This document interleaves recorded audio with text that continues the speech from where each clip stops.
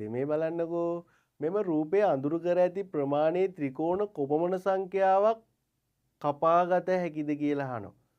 දැන් මෙහෙම ප්‍රශ්නයක් තියෙනවා පුතේ. දැන් මේක අඳුරු කරලා තියෙන ත්‍රිකෝණනේ දාන්නේ කපා ගන්න පුළුවන් ගාන.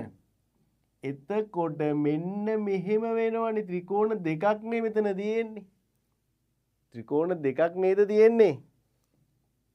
මේ බලන්න. මේ අඳුරු කරලා තියෙන්නේ මේ කොටසනේ. එතකොට ත්‍රිකෝණ ගානනේ ත්‍රිකෝණ දෙකක්.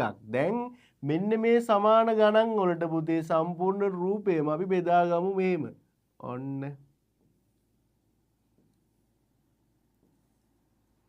දැන් බලන්නකෝ ත්‍රිකෝණ කීයක් කපා ගන්න පුළුවන්ද කියලා. 1යි 2යි 3යි 4යි 5යි 6යි 7යි 8යි 9යි 10යි 11යි 12යි පුතේ ත්‍රිකෝණ 12ක් කපන්න පුළුවන්.